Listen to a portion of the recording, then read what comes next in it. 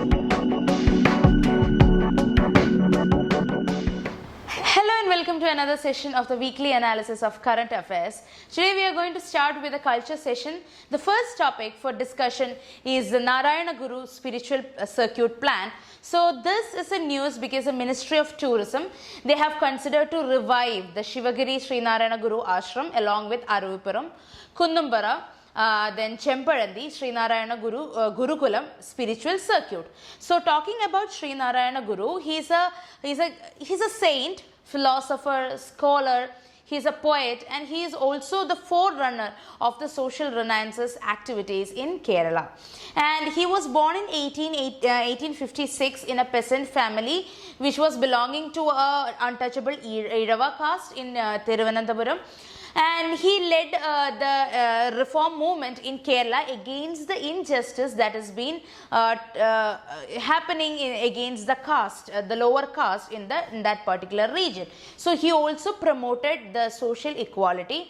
He gave the universal message of one caste, one religion and one God. Okay, so why we are reviving this is because why we are reviving the circuit is because we are including it into the Swadesh Darshan scheme. So what is Swadesh Darshan scheme? This is a flagship scheme of the Ministry of Tourism. This was launched in 2014-15 time period, and it is for the integrated development, overall development of the tourist places or the tourist circuits in the country, which is in the theme based. Okay, it's a theme based circuit development plan. Okay, so we have identified many circuits basically based on a theme, like the eco circuit or the rural circuit or the northeast circuit or the Ramayana circuit, Krishna circuit. So we identify the circuit based on a theme and we develop that particular area. So what will happen? More employment opportunity for the local community will be possible. There will be the holistic development of the entire region. More tourists will be attracted because tourists are also aiming for this theme based circuits. So more tourists will be welcomed into the country. So overall the overall economic development will be assured if there is a theme based circuit plan. So Sri Narayana Guru circuit is also a part of this Swadesh Darshan scheme. And one more thing I want to add up here is about the place Aruvipuram. Why is Aruvipuram such an important place that it is added to the circuit is because in Aruvipuram there was a movement that happened in 1888 which was launched by Sri Narayana Guru on a Shivaratri day. So Sri Narayana Guru defied the religious restriction which was placed on the Irava community, and he also consecrated an idol of Shiva in Aruvipuram. So that is why the place is so important and the movement is also very important. And this made the Kumaranashan, the poet Kumaranashan, as a disciple of Sri Narayana Guru. Okay. Now coming to the next topic, that is decriminalization of adultery. You might be very familiar about this particular thing because of the scrapping of section 497 of the IPC and all. So we learn about some of the facts, important facts and analysis of this particular verdict. So a 5-judge review bench which was led by the Chief Justice of India held that the adultery was illegal, or it is not gender neutral and it should be struck out of the penal statute book. So this happened in 2018. So talking about the section 497 of IPC, according to this particular section, it is a punishable offence for a man to have sexual intercourse with a married woman without the consent of her husband. So the man committing such a crime, he shall be imprisoned for 5 years or more, and he will be also made to pay a particular amount of fine as well. So in India, adultery was a ground for divorce also under the section 13(1) of the Hindu Marriage Act of 1956.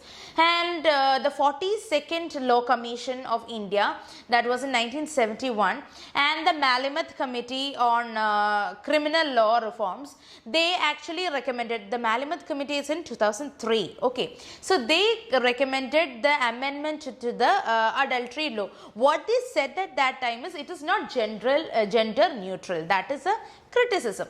So the concerns that is associated with this particular section is that one big concern is, I have already told you, it is not gender neutral. So it is not applicable to the woman, it is only applicable to the man.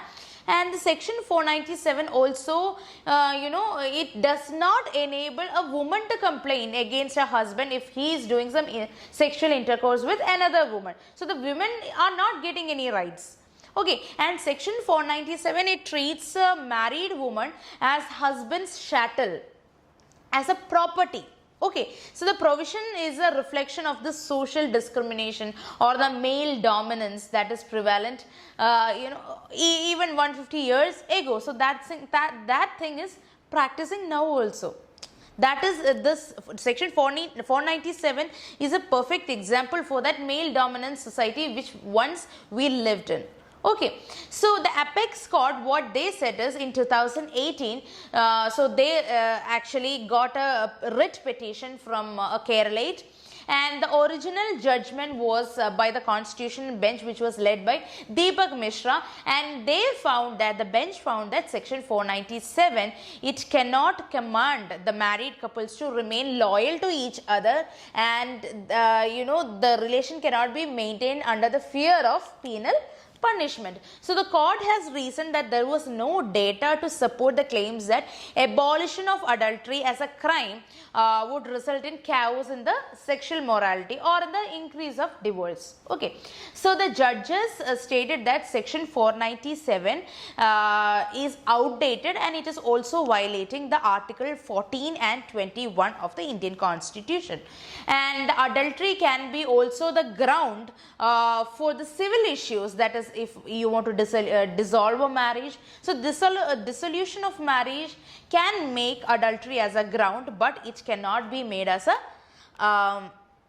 criminal offense. Okay, and also the bench has held that 198(2) of the section of CRPC, it will also hold the husband the executive right to prosecute his wife's lover. So that has also been arbitrary. So that is also removed. Okay. Now we'll go to the environment section. The first topic here is the new rules to regulate the exotic animal trade. So this is in news because the Environment Ministry, the Wildlife Division of Environment Ministry has introduced new rules to actually regulate the export of exotic wildlife species. So under the new rules, the owners and the possessors of such animals and birds who are exotic in nature, they have to register their stock with the Chief Wildlife Warden of the state. Okay, and the Wildlife Department official will have the right to inspect the facilities of the trader to make sure that the exotic species are kept in a healthy environment. Okay, so talking about the exotic species, they are mainly the animals named under the Appendix 1, 2 and 3 of the CITES. What is CITES? Convention on International Trade in Endangered Species. So that is CITES. The Appendix 1, 2 and 3 of CITES. Okay, and it will not include the species from the WPA. WPA is a Wildlife Protection Act of 1972. So currently it is under the Director General of the Foreign Trade, which comes under the Ministry of Commerce. Okay, now that is shifted, the power is shifted from the Ministry of Commerce and placed under the Chief Wildlife Warden in case of the trade of exotic wildlife species. And there is another organization associated, that is WCCB. Okay, Wildlife Crime Control Bureau. They will actually monitor the illegal trade. Now talking about CITES, CITES is an international agreement. It is actually bringing all the states and the regional organization. Their participation is voluntary though. Okay, they bring all the stakeholders together, and they will make sure there is no illegal trade of the endangered species. So this was formed in 1975. Fine. And currently there are 183 parties to the CITES, and the secretariat is the UNEP secretariat. Okay, so the secretariat of CITES, it is administered by UNEP and it is placed in Geneva itself. Okay. Now the next topic is Sankalp Parva. So Sankalp Parva is one step again forward to the afforestation criteria in the country. So this is in news because the Prime Minister has called up for planting of at least 5 trees either in our office campus or anywhere wherever we can plant a tree in order to ensure a clean and healthy environment. Okay, so there are other initiatives also related to the same planting of trees. One such thing is the Nagar 1 scheme. Nagar 1 scheme is an urban forest scheme that is actually building about 200 urban forests in the next 5 years. So that is also a very successful scheme under afforestation. Then we have CAMPA. So we have a fund called as Compensatory Afforestation Fund, which is passed under the Act of Compensatory Afforestation Fund Act, which was in 2016. So what they do is they collect funds from various sections, and they use this fund for compensatory afforestation. For as many trees cut, this many trees should be planted. So that is afforestation basically. So we are collecting the funds to plant more trees, and the authority responsible is the Compensatory Afforestation Fund Management and Planning Authority, CAMPA. Okay. Then another measure related to afforestation is the National Medicine Plant Board, that is NMPB. So this comes under the Ministry of Ayush. What they are trying to do is they are establishing herbal gardens. Okay, herbal gardens, and also popularizing and giving awareness of how important and what is the uses of the medicinal plants. Okay, that is all about the afforestation initiatives in the country and the Sankalp Parva. Now the next topic for discussion is gynandromorphs. So why we are discussing here today is because a rare biological phenomenon called as gynandromorphism was witnessed in a dragonfly that was found in coal wetlands of Kerala. Okay, so what is gynandromorphism? Basically, if an organism have the characteristics of both male and female, it has the tissues of both male and female, then such organisms show characteristics of gynandromorphism, and such organisms are called as gynandromorphs. Usually they are butterflies and birds. Okay, so it derived the name from the Greek word gyn means women, aner means man, and morph, it means form. Okay, so this phenomenon, as I told you, it is mostly seen in birds. It can also be seen in crustaceans and butterflies. And gynandromorphism are usually happening because of the genetical aberrations. Okay, so genetic aberrations, what I mean by genetic aberration is a chromosomal disorder. Fine, or in common form we can say it's mutation. So gynandromorphism, it happens due to mutation or genetic error. Okay, so why is it important to study about gynandromorphism is because it helps in finding the genetic diversity in the related species, which can contribute to the conservation and preservation of that particular species, and it also aids to the discovery of the diseases and other changes in the specific species. Okay, I will give you one additional information about the coal wetlands here. The coal wetland, it is in the Thrissur district of Kerala, and it is actually important because 40% of the Kerala's rice requirement is coming from this coal wetlands, and it also acts like a natural drainage system. The next topic is Globa andersoni. So this, sorry for my pronunciation. So this is a plant and it is thought to be extinct for more than 135 years, and it is found now. Okay, the species have been found near the Teesta River Valley, and it is found after a long gap of 135 years. And the plant, it is known as the dancing ladies or the swan flowers, was thought to have been extinct, and it is now recollected. So this was extinct around 1875 or so, and the characteristics, it is characterized by white flowers. That is a speciality. Okay, and it has non-attached anthers, and the species has been enlisted in the endangered list of the IUCN category, and it is also termed as narrowly endemic because it is found in the Teesta River Valley, that includes the Sikkim Himalayas and the Darjeeling Hill ranges. So the plant usually grows in a dense colony, and it is found on the rocky slopes of the evergreen forest. Okay, so that's all you have to know. It's not a very important news, but if it is asked, the Teesta Valley, the Sikkim Hill ranges, it's very important, and since it is a lost and found plant, that might be a triggering factor for UPSC. So let's be in the safe side. The next topic for discussion is about Uganda. Uganda have submitted the Red Plus results. So Uganda is becoming the first African country to submit the results for reducing emissions from deforestation and the forest degradation, REDD+. So this report was submitted to the UNFCCC.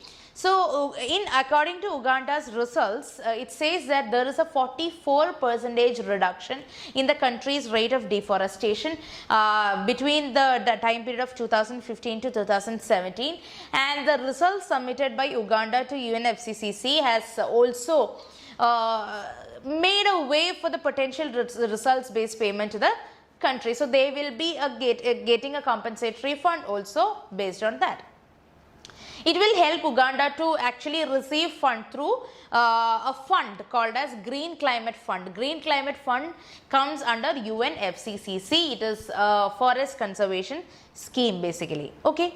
Talking about REDD+, reducing emissions from deforestation and forest degradation, it is basically a mechanism developed by UNFCCC in 2005. So most of the decisions of the Red Plus were completed by 2013. So some remaining things was compiled in 2015. So the plus in the REDD+, it says various ways in which a country has defined conservation, sustainable management, and also the increase of forest stock. Okay, forest carbon stock. Okay, so it aims to achieve the climate change mitigation by incentivizing the forest conservation. Okay, and it has three phases. Okay, the first phase is readiness, and the second phase is implementation, and the third phase is result based actions. Okay, so it is readiness, implementation, and result based actions. So the readiness phase involves the development of a plan or making a strategy or how to mitigate that actions to be formulated and building the capacity to make it happen. These are all coming in the readiness phase, and in implementation it is about enacting whatever you have planned, and the national strategy which was formulated is being implemented, and further capacity development and technology and researches are done. And in the third phase of result based payment, the final that is the final incentivizing phase. Okay, it provides the financial incentives to the developing countries that prove they stop deforestation. Okay, so this will be like, I have done this, now compensate me. That is the third phase. Okay, you already you're showing your results and you're getting paid for whatever you have done. And the Green Climate Fund, it was established in the COP 17. It is actually a functional mechanism or a financial mechanism under UNFCCC. They are funding this Red Plus. And Brazil is the first country to actually receive around $96 million under the results based payments. Okay. The next topic for discussion is the Tillery Conservation Reserve. So this is notified as a conservation reserve area, that is why it is in news. So the Maharashtra government has declared the Tillery forest area in the Sindhudurg district as a conservation reserve area. So talking about the conservation reserve of Tillery, it is the 7th wildlife corridor in the state of Maharashtra. It covers 9 villages It has a high population of tigers, elephants. So it basically the tigers and the elephants, it usually needs a corridor. It travels from one forest to another forest. The stretch there is the Karnataka, Goa, Maharashtra stretch. So it has many number of tigers and elephants. So this Tillery Conservation Reserve can to an extent aid protecting the conservations, the remaining conservation reserves as well as the corridors. So this CR will connect the Mahadai sanctuary in Goa and the Bhimghat in Karnataka. See, it is in the middle. So it will connect the Bhimghat of Karnataka and Mahadai in the Goa. And it has semi-evergreen forest. Also it have tropical moist evergreen forest. It have many endemic species of butterflies and flowers and trees. Okay, so what is the conservation reserve that we are talking about? It is basically a protected area which act like a buffer zone or a connector and a migration corridor between the established national parks, all the wildlife sanctuaries or the tiger reserves or the protected forests. So it act like a buffer zone. So it will be connecting two particular national parks, or it will act like the surroundings of a national park, which is very crucial for the conservation of the plants and animals within it. Okay, so such areas are called as conservation reserves. The next topic we are going to discuss, now we have some government interventions to discuss about. The first one we are going to discuss is the Pradhan Mantri Vaya Vandana Yojana. So this is in news because LIC, the Life Insurance Corporation, has modified the scheme for the senior citizens. So according to the modification, the scheme will earn an assured return of 7.4% of the per annum. This is in news because the LIC, that's a Life Insurance Corporation, have modified the scheme for senior citizens. They, according to them or their website, now the return will be 7.4% per annum, which will be payable monthly for the entire duration of 10 years. So what is Vaya Vandana Yojana? So this is a scheme introduced by Ministry of Finance in 2017. It is a pension guarantee scheme for the senior citizens. So the scheme can be purchased offline as well as through online via LIC, which is given the authority to operate the particular scheme, and the minimum entry age would be 60 years. He should complete the 60 years of age, and there is no upper limit for the maximum age. So one can invest a maximum amount of 15 lakh under this particular scheme, and the tenure will be 10 years. And the senior citizens, they can draw a minimum pension of 1000 rupees per month, depending upon how much they are putting into the particular scheme, and the maximum pension amount will be 10,000 per month. Okay, and Aadhaar is very compulsory. It's a mandatory factor for this particular scheme, and the government's financial liability is limited to the extent of difference between the market return that has been generated by LIC and the assurance of the assured rate of return. That is what we call as 7.5% or 7.4% in 2020. That is the modification that happened. Okay, and one more good thing about the scheme is that it is exempted from the GST. Okay, the next topic for discussion is Pradhan Mantri Garib Kalyan Anna Yojana. So this is in news because the Prime Minister has extended this particular scheme for 5 months more till November end for distributing free food grains for the poor. So what is the scheme? This was announced as a part of the relief package due to this COVID-19 pandemic situation. The scheme was announced for a 3-month period, and it should have ended by June 30th. So the scheme covers around 80 crore ration card holders.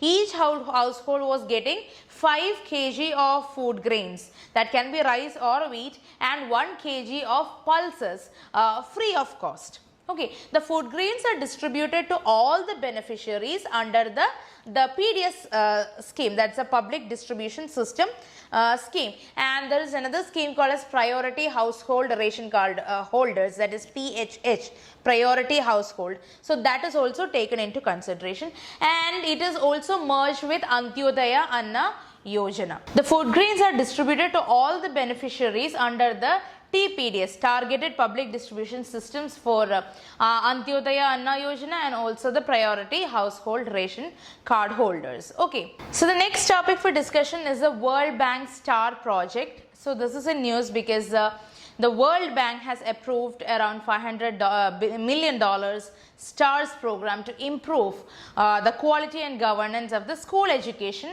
especially in the 6 Indian states through Samagra Shiksha Abhiyan. Okay. So the STARS, it stands for Strengthening Teaching, Learning and Results for States Program, STARS. And it is a project to improve the quality and governance of the school education in 6 Indian states. The states are Himachal Pradesh, Kerala, Madhya Pradesh, Maharashtra, Odisha and Rajasthan. So around 250 million students between the age of 6 and 17 years in 1.5 million schools and over 10 million teachers will actually be the beneficiaries of this particular scheme. So what are all the reforms coming under the scheme is that it focuses more directly on the delivery of educational services at the 3 levels, state, district and sub-district level, and it will also see the customized local level solutions for the school improvement related factors, and also it will address the demands of the stakeholders, basically the parents or the teachers or the community, and it will also have this greater accountability and inclusion. Okay, and there will be better quality of education, quality of learning. So there will be special attention to the people or the students from the vulnerable sessions, and teachers will also be equipped with the the transformations or the latest technologies so that they can connect to the people or the students more. Okay, so that is the level of investment or in the improvement the World Bank is looking for along with the Samagra Shiksha. Now we will go to the international relations part. There is a very important news here. There is a project called as Kolongchu project done by India and Bhutan. So India and Bhutan have signed this particular agreement on the Kolongchu hydroelectric power project, that is a 600 megawatt project, and the stakeholders or this venture will have India and Bhutan, and the partners will be the Satluj Jal Vidyut Nigam and also the Drug Green Power Corporation from India and Bhutan respectively. So the Kolongchu project is one of the 4 additional projects agreed in 2008 as a part of India's commitment to help Bhutan to create a 10,000 megawatt of installed capacity by 2020. So the 600 megawatt run of the river project is located at the lower course of the Kolongchu river in the eastern part of the Bhutan. So the speciality of Bhutan itself is that they have the natural advantage or the geographical advantage of using run of the river projects.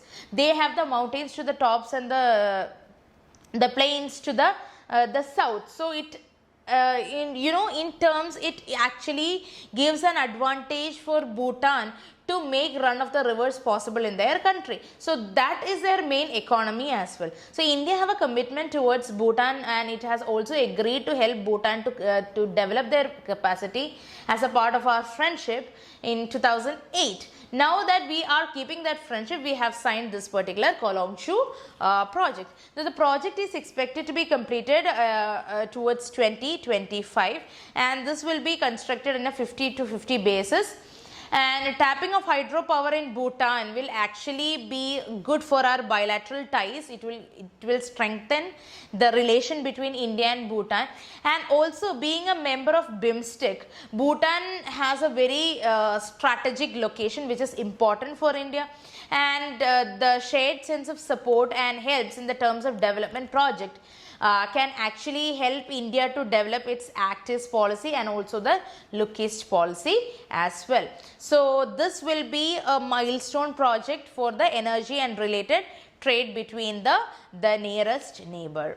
Okay.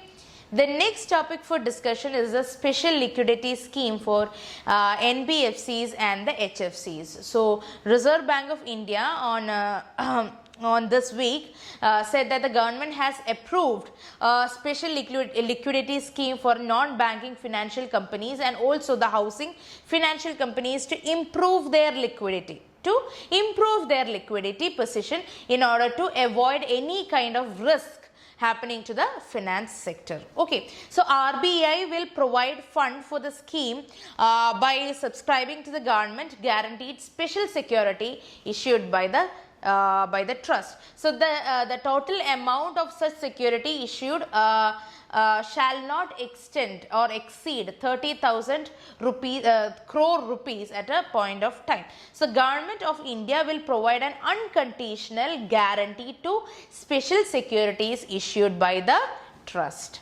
Okay, so what is a NBFC basically? It is a company. Okay, NBFC is a company that is registered under the Companies Act of 1956. So it is basically engaged in the business of loans and advances and shares and stocks and bonds, okay, issued by governments and also the local authority or the local other marketable security. Okay, so the government's securities are also taken into consideration, the other private securities are also taken into consideration under NBFCs. Okay, so but one thing about NBFC is that it does not include any institutions whose principal business is that of the agricultural activity. Okay, so that is one thing you have to keep it in mind. Fine. Now the next topic for discussion is the liquidity measures extended for banks. So again, RBI has extended the relaxation that is related to the marginal standing facility scheme till September 2020. It has also extended the relaxation related to CRR also up to September. So this was done because the banks are facing many hardships because of the social distancing and the pandemic situation and all. So what is marginal standing facility? So why we are discussing marginal standing facility is that because as a temporary measure, RBI has increased the borrowing limit of the scheduled banks under this MSF scheme. So what is it? Basically, MSF means it's a window for the scheduled banks to borrow from RBI. If there is an urgent need of money and they cannot raise it from other banks, then they can borrow it from RBI for a rate higher than, for an interest higher than the repo rate. That is what we call as MSF. Okay, so banks borrow from RBI usually through liquidity adjustment facility, and this will be higher than the repo rate that is set by RBI. So what is repo rate then? Repo rate is a rate at which RBI lends money to the commercial bank in a usual way. But MSF is taken overnight for an urgent thing. Okay, that is the difference. And what is cash reserve ratio? Cash reserve ratio or CRR is the amount of liquid cash that banks keep with RBI whenever they take a deposit. So this much amount of the deposit is taken to the RBI as a liquid cash and stored there. So that is CRR. Okay, so recently the CRR has been reduced from 90% to 80%. That is why it is in news. Okay, now let's go to security. We'll deal a security area also regarding the Nagaland issue. So this is in news because with the legitimacy of the constitutionally elected state governments that is being challenged on a day-to-day basis in Nagaland, the Nagaland governor has raised concern to the chief minister that he can no longer abstain from the constitutional obligation under Article 371A Clause 1, Clause B of the Constitution. So we will see what Nagaland issue is. So the key problem of Nagaland issue is the demands of Nagas. So what are their demands? The key demand of Naga groups has been for a greater Nagaland. They need a sovereign statehood, that is a greater Nagaland, which constitute all the areas inhabited by Nagas in the northeastern and bring them under one administrative umbrella called as Greater Nagaland. Okay, so it includes the parts of the states of Arunachal Pradesh, Manipur, Assam and Myanmar. Myanmar, another country, right? So they also demand for a separate Naga Yazabu. So, Naga Yazabu is a constitution they demand, and also Naga national flag. These are all the demands. Now let's see what happened initially in order to trigger all these problems. So before independence, the British annexed Assam. Assam was annexed in 1826 and Naga Hills also became a part of British India. So the first sign of Naga resistance was seen in the formation of Naga Club in 1918, which told the Simon Commission in 1929 to leave them alone to determine themselves in their ancient times. So in 1946, the Naga National Council NCC was formed and they declared independence of Nagaland, and they said that Nagaland will be an independent state after August 14. Okay, and the NCC, they resolved to establish a foreign Naga state and conducted a referendum where 99% supported for an independent Nagaland. Okay, then what happened after independence? In 1952, Underground Naga Federation Group, Government and the Naga Federation Army, two organizations were formed, and Government of India, they sent army troops in order to suppress the insurgency happening in that area, and they put the AFSPA over there. Okay, Armed Forces Special Powers Act there. Okay, and then the NSCN was formed. Okay, NSCN is National Socialist Council of Nagaland. That is a group of around 140 members headed by Movia and Isaac, and they were the people who refused to accept the Shillong Accord and formed this particular organization in 1980. So as per the accord, the underground groups like NNC and NFG should give away arms. So that was not acceptable for them. Okay, so in 1988, two groups were split. One was NSCN IM and NSCN IK. Okay, that was after a very violent clash. Okay, this was the basis of NSCN and the Naga issue and everything. So nowadays the insurgency is increasing day by day, and it is mostly hard for the government to suppress them. So that is why the government said he has to take the measures according to the constitutional powers he have. Okay, this is a very important portion from the security area and is currently in the news also. Okay. The next topic for discussion is the Nasha Mukt Bharat, that is the annual action plan of 2020-21. This is a news because it was launched on the International Day Against Drug Abuse and Illicit Trafficking. So who launched it? It was launched by the Ministry of Social Justice and Empowerment. Mainly awareness programs focusing on the higher education institutions, campuses, community outreach, then also treatment facilities, capacity building program for the service providers. These are the main things coming under them. So they will have de-addiction centers, drop-in centers for the addicts. They will have mapping of the most affected areas and awareness programs happening in those areas. So that is the modus operandi of this particular program. Okay, I just wanted to mention it as it was in the news. Now coming to the science and technology portion, the first topic we are going to discuss is Marij. So the Indian Navy has inducted this particular torpedo defense system. This is the advanced torpedo defense system called as ATDS, called Marij, into the frontline ships. So what is a torpedo?